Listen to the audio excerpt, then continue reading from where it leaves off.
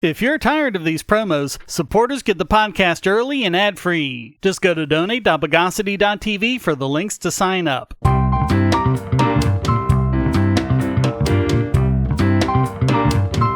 Welcome to the Bogosity Podcast for the week of April 23rd, 2023, the podcast that made freezers for igloos.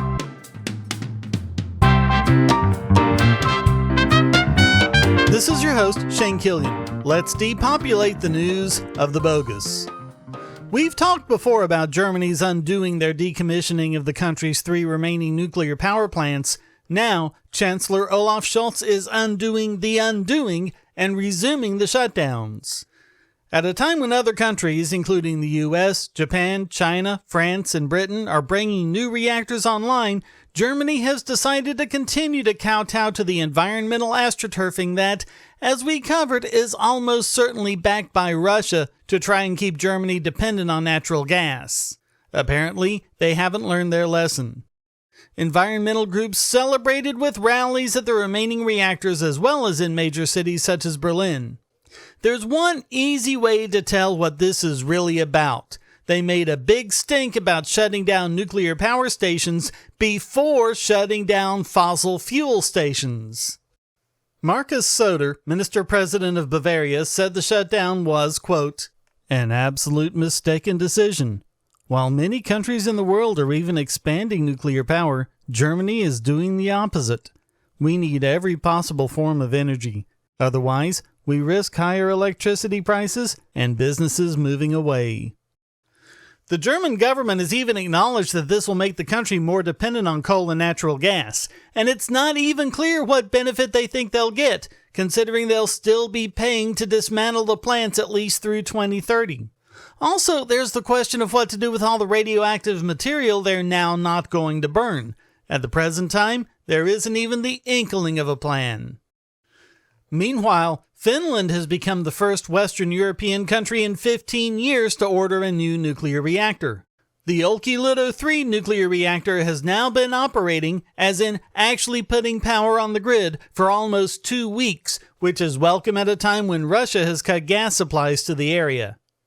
Olkiluoto 3 is a type of Generation 3 PWR known as an EPR, which is walk-away safe and will never have the problems that caused 3 Mile Island, Chernobyl, and Fukushima. It's now producing 1.6 gigawatts of power, some 14% of Finland's total electricity demand, completely carbon-free. Meanwhile, France has prepared the site of the century for future construction of 6 and maybe eventually 14 EPR2 reactors, and Britain has construction underway of 2 EPR reactors at the Hinkley Nuclear Power Station, the first one scheduled to come online in 3 years. And the new Vogtle 3 reactor in Waynesboro, Georgia, has been producing power on the grid now since April 1st. Vogtle 4 is scheduled to come online by the end of the year. Like many large construction projects, these have been delayed due to the COVID-19 pandemic, but construction is underway in many countries, including Bangladesh, Belarus, Turkey, South Korea, the UAE, France, India, Slovakia, and China. Germany is a sad exception to a good trend that hopefully will get even greater as time goes on, with SMRs like NuScale and Generation 4 reactors like Natrium providing safe, carbon-free power for countries all over the world. If we can provide all our energy needs this way, who knows? These stupid wars over oil and gas just might go away.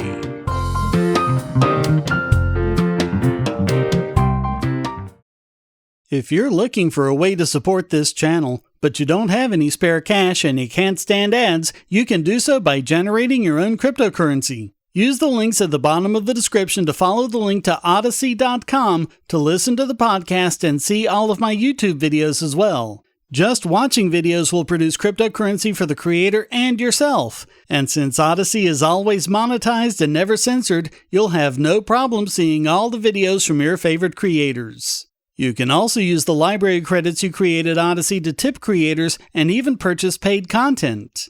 Earn library credits through various rewards, including daily view rewards and the number of shares and invites. And you can interact with creators in all sorts of ways, including like and dislike, comment, boost a post by supporting it, repost it, and share to other sites. all while earning crypto for the creator. Easily monetize yourself and your favorite creators using cryptocurrency without advertising. Use the link below to visit this channel on Odysee.com and see many of your other favorites there as well. The intelligence community really doesn't like the fact that Matt Taibbi and other journalists exposed their illegal censorship efforts via the Twitter files. Now, Mehdi Hasan, who works for their mouthpiece MSNBC, has manipulated things to make it look like Taibbi's reporting is a bunch of lies. When he had Taibbi on supposedly for an honest interview, he started with a classic Gish Gallop, making, by my count, 7 different accusations over 1 minute and 10 seconds, stopping Taibbi when he tried to answer. After that, Taibbi had no hope of sounding good. He didn't have the files right in front of him, and in a live broadcast he couldn't take the time to pull them up and give the right answer, and Hasan knew that. Taibbi got flustered because he assumed that Hasan was acting in good faith and this would be an honest interview. That's why liars like creationists and fake news media pundits love the Gish Gallop so much. The one that seems to have stuck is the claim that Taibbi mistakenly said that EIP, the Election Integrity Partnership, was working with CISA, the Cybersecurity and Infrastructure Security Agency, instead of CIS, the Center for Internet Security. The problem is, the claim that EIP worked in partnership with CISA is absolutely true. Taibbi said in the Twitter files that since both organizations were involved, it was sometimes difficult for even the Twitter execs to tell which one they were dealing with. They've used that confusion to go after Taibbi legally. Since he told Congress under oath that CISA was working in partnership with EIP, and it's a serious charge to make false statements to Congress, Taibbi faces prison time for that false statement. Even though, again, it wasn't in any way false. Don't take it from me. Don't take it from Taibbi. Don't take it from Li Fang, who wrote the source article in the show notes. Take it from the EIP themselves. On their own website, they say, quote, "The EIP partnered with CISA in 2020, both to help them understand rumors and disinformation around the 2020 election, and so CISA could provide corrective and/or clarifying information from election officials." Taibbi's claim is absolutely undeniably true. And when it was pointed out to Hasan, he didn't admit he was wrong. He doubled down. Fang wrote, "The Taibbi-Hasan debate speaks to the sorry state of affairs in the U.S. news media. Every journalist gets things wrong occasionally. Taibbi has conceded that he made an error in one of his tweets, though not in his congressional testimony, and swiftly corrected it. Many of Hasan's claims have been debunked, including his false claim that he never said a word about the Hunter Biden story, and of course this CISA EIP issue. Hasan's version of journalism means never correcting his own falsehoods. But since Hasan works for a cable news network where exciting a polarized audience is the chief performance metric, he is sure to benefit from the gotcha-style assault on Taibbi. But this has gone way beyond news media bug nuttery. Remember pseudo-Congresswoman Stacey Plaskett, non-voting delegate from the Virgin Islands, who kept asking Taibbi questions and then, when he started to give an answer she didn't like, kept screeching, "Reclaiming my time"? And she was also one of the ones who insisted that he reveal information about his sources, something that is considered sacrosanct in journalism. She is now threatening Taibbi with criminal prosecution based on Hasan's lie, which didn't even have anything to do with what Taibbi said to Congress. She's accusing him of providing false information to Congress under the federal perjury statute. Again, all of the statements she claims he made falsely are absolutely 100% true. But she proved at the hearing she doesn't care the first thing about truth. She doesn't even care about being a delegate for people in the Virgin Islands, which is supposed to be her job. Apparently, her job is to run interference for the IC and do everything she can to silence and discredit those who dare to speak the truth about what they've been up to. By the way, notice that not a single congressman in either party has tried to indict or prosecute James Clapper for openly lying to Congress and saying the NSA wasn't spying on American citizens without warrant. In her letter, she repeats her demands that Taibbi reveal information about his sources and how he obtained information revealed in the Twitter files.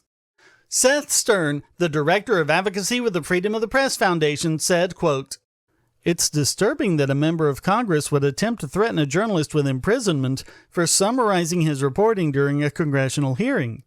It seems apparent that she had no good faith basis to threaten a perjury prosecution and that the threat is an intimidation tactic. Whatever one may think of Taibbi or his reporting on the Twitter files, baselessly threatening to imprison journalists is reprehensible, no matter if the threats are from Democratic members of Congress or Donald Trump." Aaron Turr, director of public advocacy for the Foundation for Individual Rights and Expression, said, quote, "The letter is shocking. The mistake in Taibbi's tweet does not show that he knowingly lied to Congress. It's hard to think of anything more chilling to a free press than threatening a journalist with prison time based on a single corrected mistake in their reporting." Fong pointed out, quote, "Although the letter came from Plaskett, it was a group effort that involved senior figures in the House Democratic Caucus. Notably, after speaking to multiple officials in Plaskett's office, a response to my inquiry was finally sent not by her staff, but by Ernestine Dawson, advisor to House Democratic leader Hakeem Jeffries. The metadata on the letter shows it was authored by Jackie Kapler, a lawyer with the House Judiciary Committee who works closely with Jerry Nadler."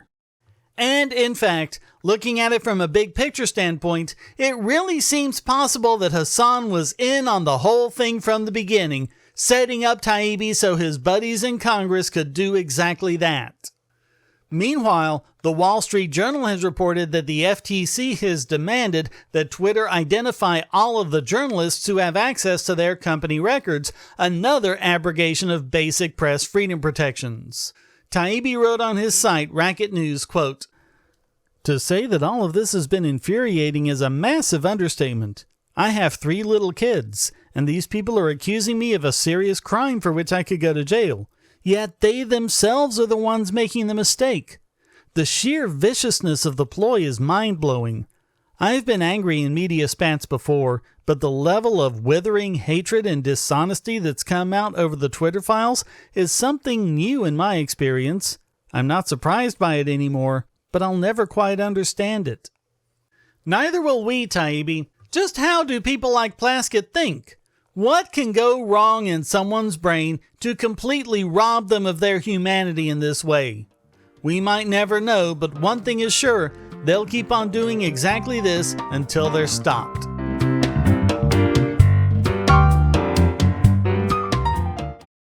If you're on the Wi-Fi in a coffee shop or hotel, anyone on that network can get your traffic. Do you really trust all of those strangers? For that matter, do you really trust your ISP? A VPN can protect you from prying eyes, disguise your location, and even foil government censors. It's essential in this day and age, so go to vpn.bogosity.tv and you'll be taken to BoxPN. Starting at just $2.99 a month, you can get unlimited high-speed connections to VPN servers all over the world, and they don't log connections, so your privacy is assured. Traveling abroad, just VPN home, and don't worry about what those other governments are doing. Back at home, stop your ISP from traffic shaping and messing with the quality internet access you're paying good money for. You can connect from multiple machines at once, including your smartphone or tablet, and it supports all the secure standards, including OpenVPN and SSTP.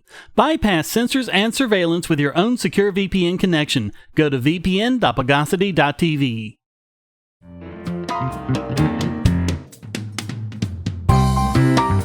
So this one goes back to the Hunter Biden laptop fiasco that we've been covering since back when it first happened. We now have the testimony of one of the 51 intelligence officials who lied and said the laptop was Russian disinformation. Career intelligence officer Michael J. Morrell said it was done specifically to influence the 2020 election.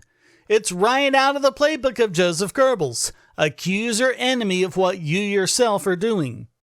The former acting CIA director also said that current Secretary of State Antony Blinken coordinated the lie. In addition, he got a call from the Biden campaign thanking him personally when Joe Biden used the letter to throw off criticism. The Biden campaign even helped strategize about the public release of the statement. And longtime listeners will recall our coverage of multiple polls of voters who say that if they were told the truth about the Hunter Biden laptop, enough of them would not have voted for Joe Biden to easily swing the election to Trump. House Judiciary Committee Chairman Jim Jordan sent Blinken a letter demanding he answer questions about Morell's testimony. He included part of the transcript of their interview with Morell. Question: what was the intent of the statement? Morell: there were two intents.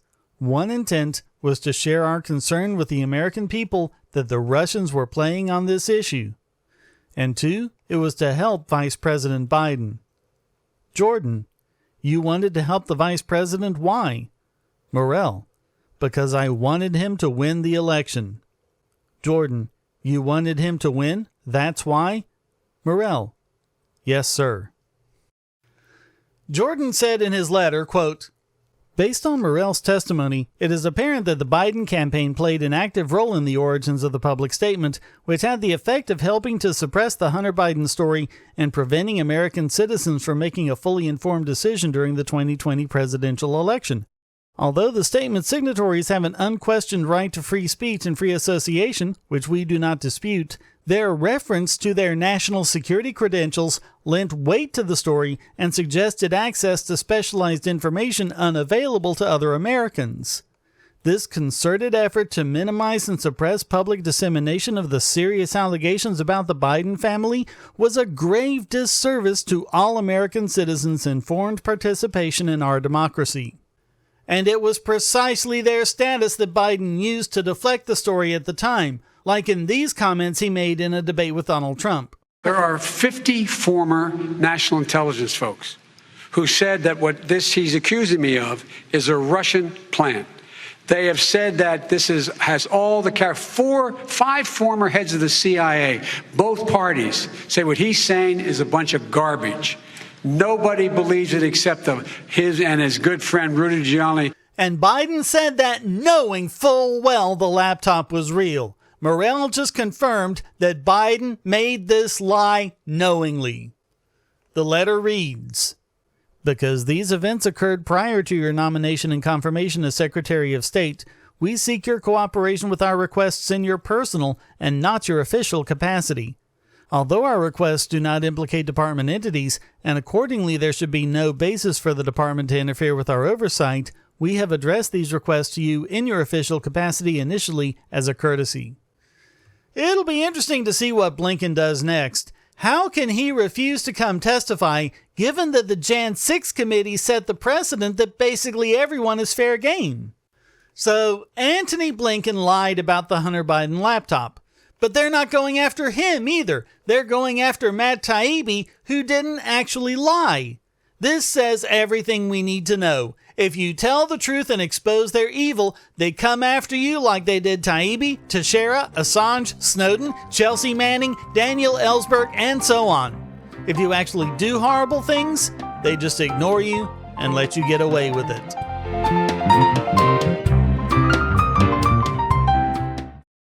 Do you have children, or nieces or nephews? Are you homeschooling, or just want to counter some of the socialist indoctrination most children get in school? If so, go to bogosity.tv/TuttleTwins, and you'll be taken to a website where you can get some great books for elementary-age children.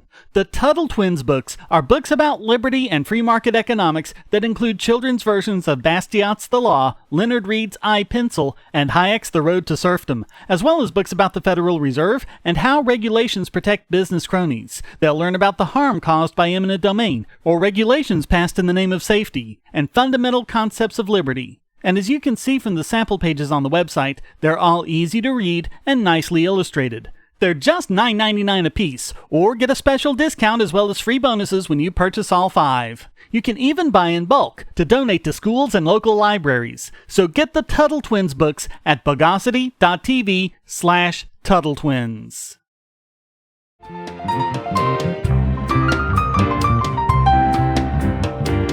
And now it's time to hyperformulate this week's biggest bogon emitter. And this week it's yet another one for the news media because of their increasingly desperate attacks on Supreme Court Justice Clarence Thomas. They're making it out to be the scandal of the century, one that means that we should go against all precedent and do anything we can to kick him off the Supreme Court. And what is this big scandal? He has a rich friend he sometimes goes on vacation with. That's pretty much it. So what does this have to do with Harlan Crow, I hear you ask? Well, I'm glad you asked that. You see... Oh, wait. Who is Harlan Crow, you asked? Sorry, got ahead of myself for a second there. Harlan Crow is a real estate developer from Dallas who gives to a lot of Republican and conservative causes. I think they're making him out to be the new Koch brothers.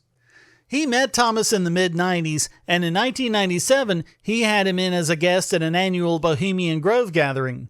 He's also given Thomas gifts, including a Bible that once belonged to Frederick Douglass, a bust of Abraham Lincoln, and a portrait of Thomas and his wife.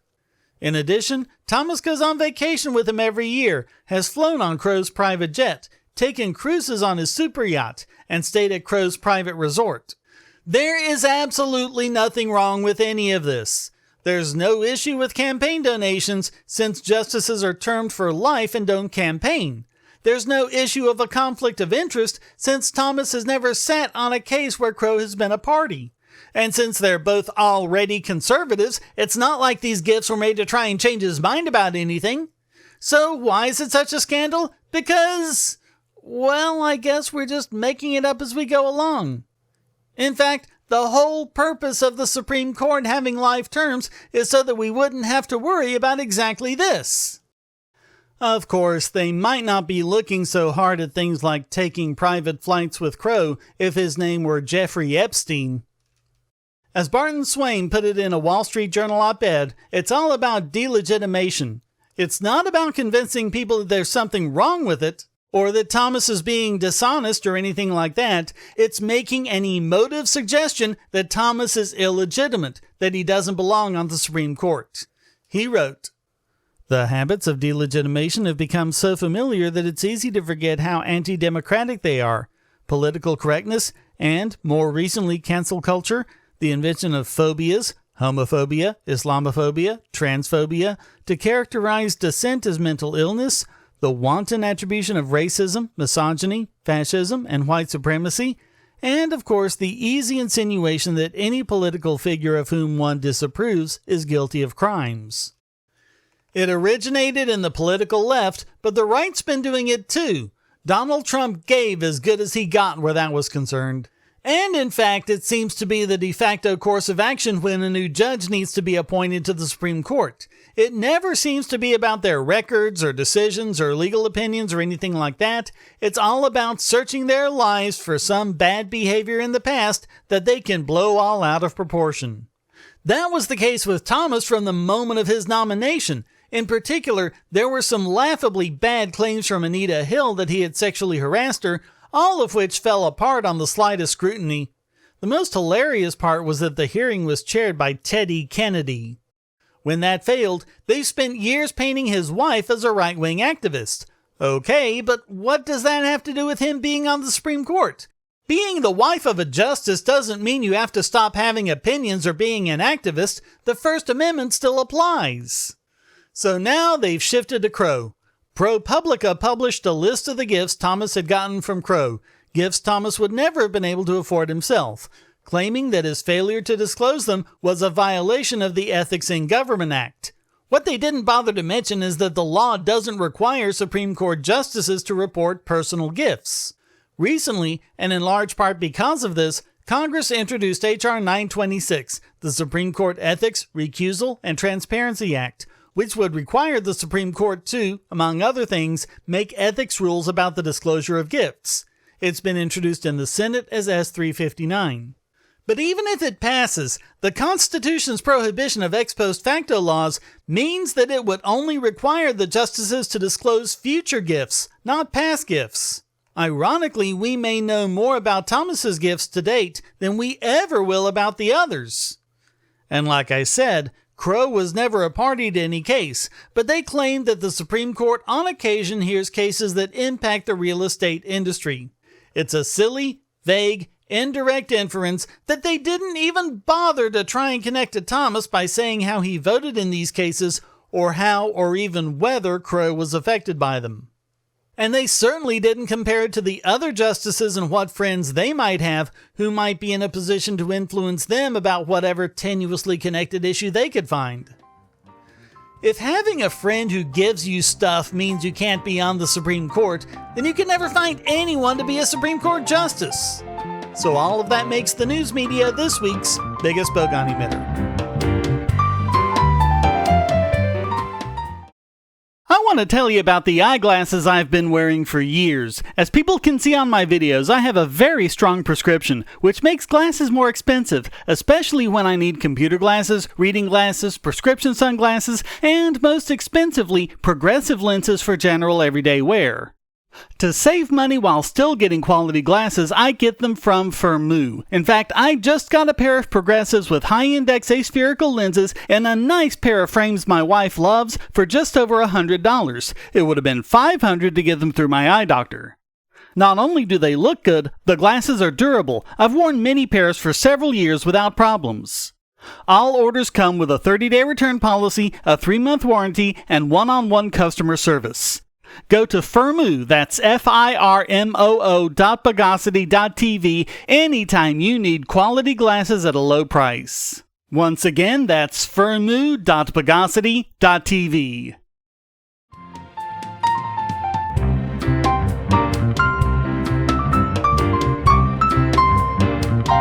And now let's retro-inseminate this week's Idiot Extraordinaire!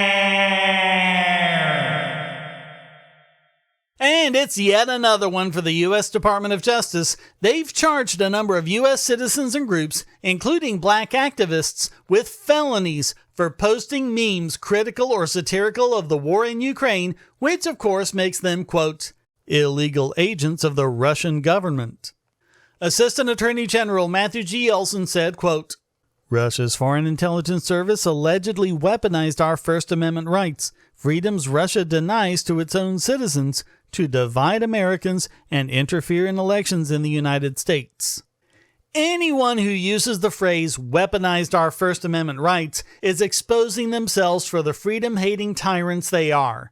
You have rights until your use of them threatens the government's narrative, then you're weaponizing them. Could they possibly be any more transparent?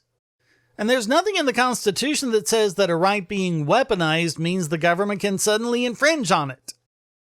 One of the people they arrested was Omali Yeshitela, founder and chairman of the African People's Socialist Party, who leads the Uhuru movement and is also a natural-born U.S. citizen.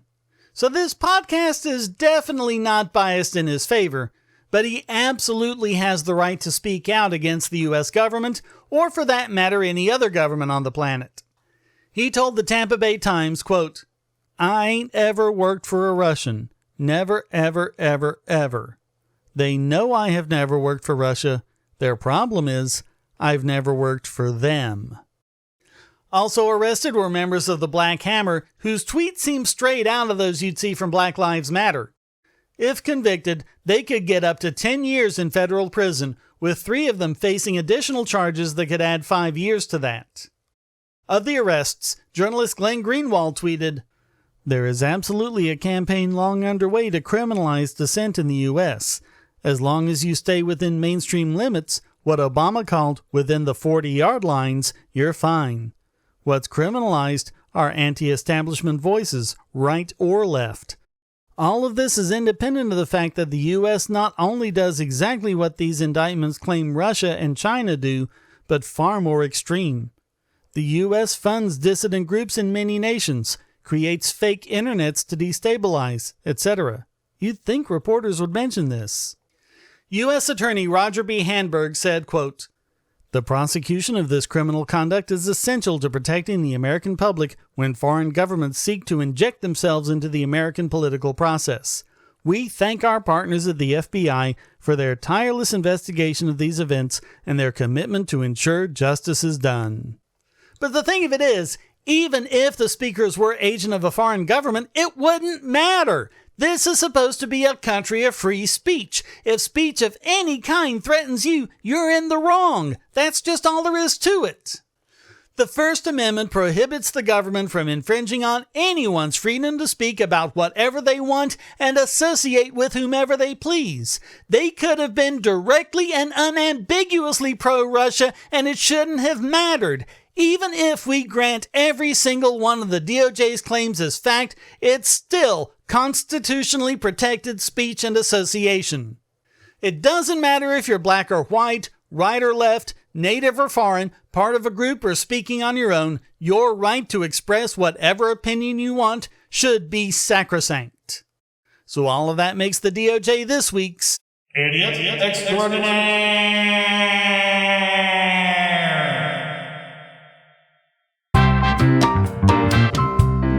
Well, that wraps up this You're the Audience, I Am the Author, I Outrank You edition of the Bogosity Podcast. I hope you enjoyed it. If you did, please go to donate.bogosity.tv for several ways to support and discord.bogosity.tv to join the discussion. Subscribe at Patreon or Subscribestar, and you can listen early and ad-free. Thank you for listening. Next week is the 5th weekend, so that means no podcast. We'll see you in 2 weeks. Until then, here's a quote from Glenn Greenwald. Humans are tribal, so I guess it shouldn't be that surprising. But it's still amazing how the U.S. media treats accusations from the U.S. government as unquestionably true, while similar accusations from adversary governments are inherently false. The Bogosity Podcast is licensed under Creative Commons Attribution Non-Commercial No Derivatives 4.0 International License.